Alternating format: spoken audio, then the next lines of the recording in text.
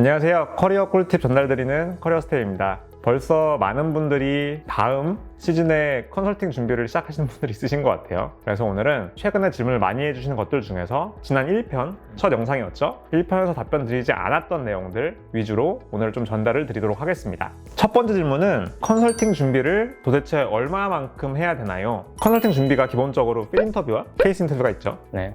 필 인터뷰는 본인에 대한 정말 리얼한 생각들을 논리적으로 정리하는 거기 때문에 기간에 대해서 딱 한정을 두기 힘든 것 같아요. 골방에 갇혀서 네.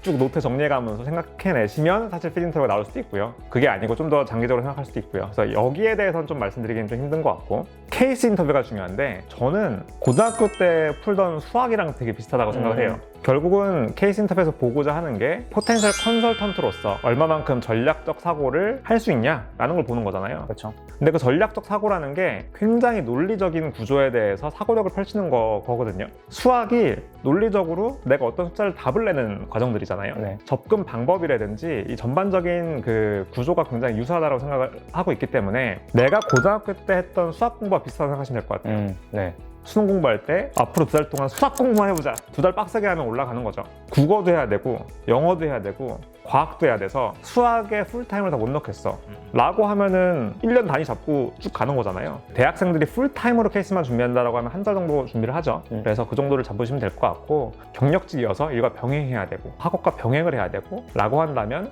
상대적으로 좀 호흡을 길게 가져가면서 수학을 올리듯이 하면 좋겠다라는 게 제 좀 생각이고요. 도구님은 좀 어떻게 생각하세요? 실제로 저희와 함께 했던, 붙으셨던 분들의 평균 준비하는 기간이 어떻게 되냐.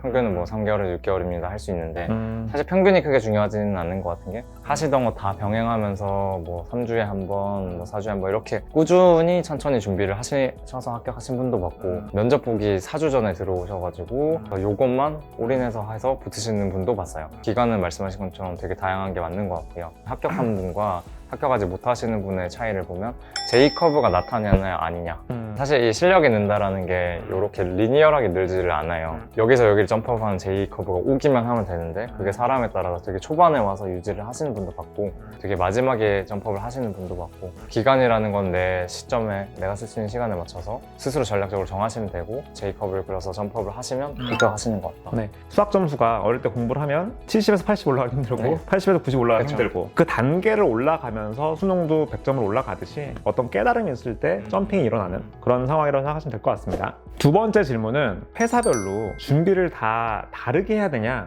미스언더스탠딩이 있으신 것 같아요. 예를 들면 허니를 위해서 별도로 준비를 해야 되나요? 뭐 이런 질문들을 저희한테 굉장히 많이 하세요. 거기에 대해서 도구님 어떻게 생각하세요? 본질적으로 저는 프로세스가 다 똑같다고 생각하기 때문에 회사마다 다르게 준비할 필요는 사실 없는 것 같아요. 이 사람이 컨설팅 회사와 맞냐와 우리 회사와 맞냐, 어떤 유형의 문제가 주어지든 전략적으로 접근해서 프로블럼 솔빙을 해낼 수 있냐를 보는 거기 때문에 뭐 BCG 다르고 맥킨지 다르고 베인 다르고 할 수는 없는 것 같아요. 또한 이 수학론과 동일하게 수학 점수로 대학 가는 거랑 비슷하다고 생각하시면 될 것 같아요. 이 수학을 좀 더 잘 푸시는 분들이 더 일반적으로 좋다고 하는 회사들에 뽑히는 거지, 내가 수학 공부를 이 정도 해야지 라는 생각을 하진 않잖아요. BCG를 가려면 이 정도 점수에 맞추면 되는 건가요? 허니를 가려면 이 정도를 준비를 하면 되나요? 이 정도 수준의 준비를 하면 되나요? 라는 얘기를 하신 것 같은데, 가장 높은 수준을 요구하는 곳에 맞춰서 프로블럼 솔빙 연습을 하시다 보면 어떤 회사를 가든 면접을 잘 볼 수 있는 거고, 처음부터 나는 이 정도 회사를 가겠어, 이 정도 수준에 맞춰서 준비를 하겠어, 이거는 조금 어려운 얘기인 것 같아요. 네. 근데 그거조차 무슨 말인지는 약간 이해가 되는 게, 일본 오피스를 준비하시는 분들과 준비를 같이 해보다 보면 확실히 문제가 조금 다르게 나오긴 해요.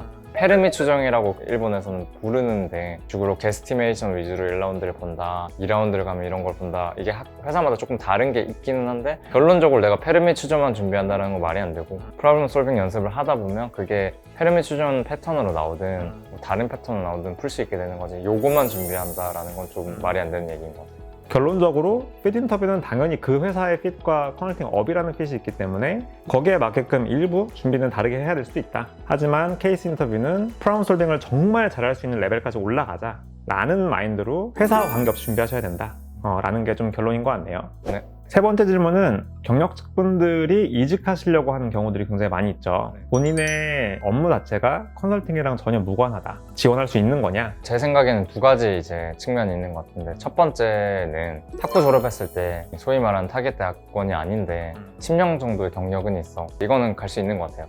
들어오시는 분에 대한 학력 기준이 조금씩 낮아지고 있는 것 같고 더 다양하게 본다는 거죠. 콜을 실제로 실력이 있는지를 위주로 채용을 하고 있고 그게 더 빨리 일어나고 있는 쪽은 경력직 분들 쪽인 것 같아요. 그래서 타겟 대학과 되게 상당히 거리가 있으시더라도 전문적인 능력이 있으시고 면접에서 능력을 보여주신 분이라면 충분히 합격이 가능한 것 같다. 그러면 말했던 능력이 뭐냐, 합격하기 위해서 뭘 해야 되는 거냐, 내 경력을 활용하면 합격할 수 있는 거냐, 요거는 결국 사람마다 다르고 내 능력이 있으면 합격할 수 있다가 맞는 것 같아요. 예를 들면 제가 뭐 분자생물학을 연구를 해서 그 연구원이었어요. 근데 합격할 수 있어요. 아예 다른 얘기인 게 분자생물학이랑 상관없는 일을 하시게 될 거기 때문에 컨설팅에서 진짜 하는 어떤 프로블럼 솔빙을 할 수 있는 역량이 내가 있으시다라고 하면 전공과 무관하게 합격을 하실 수 있다. 결론적으로 내가 아예 다른 길을 걸어왔더라도 어느 정도의 성취를 보여줬었고 컨설팅에서 나에게 요구하는 능력인 기본적인 문제 해결 능력을 보여줄 수만 있다라고 하면 충분히 합격이 가능하신 시대가 됐다. 저도 인터뷰어로서 경력직과 신입 인터뷰를 둘 다 보지만 사실 보는 관점에서 큰 차이를 두고 보지도 않아요. 뭐 그 산업에 있으셨으니까 이런 날레지가 나중에 컨설팅에 오시면 도움이 되겠다 정도의 생각만 갖지 평가하는 관점에 있어서는 동일하게 보기 때문에 입사하는데 큰 차이가 없다라고 얘기할 수 있을 것 같네요. 네 번째 질문으로는 외국어 능력이 필수인가요? 도구님은 어떻게 생각하세요? 잘할수록 좋습니다.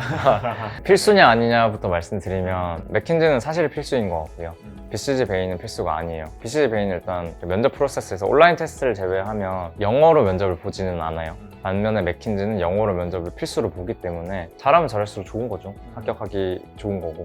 필수로 영어를 해야만 하는 곳은 맥킨지다. 들어오고 나서 일하는데 영어가 얼마나 필요하나 이것도 잘하면 잘할수록 좋은 것 같아요. 영어를 못한다고 아예 방법이 없는 건 아닌데 생각보다 외국에 계신 분들이랑 일해야 되는, 코워킹 해야 되는 일이 너무 많기 때문에 영어는 잘하실수록 좋은 게 맞는 것 같습니다. 네, 맥킨지 또한 원어민처럼 대화를 해야 된다는 수준은 아니라고 저는 생각해요. 케이스 인터뷰의 전략적 사고를 그쪽에서 보는 거지 이 언어 딜리버리가 얼마나 플루언트한지를 보는 건 아니거든요. 그 관점에 놓고 봤을 때는 큰 이슈는 아니다라고 말씀드리고 싶고 일을 하는 데 있어서 크리티컬하다는 건 저도 동의합니다. 워낙 영어를 많이 써서 일을 해야 되기 때문에 일을 하는 효율 관점에서 더 열심히 영어 공부하셔라. 네. 다섯 번째 질문은 뭐 CPA라든지 이런 자격증들이 입사하는 데 도움이 되나요? 안 되는 것 같아요, 사실.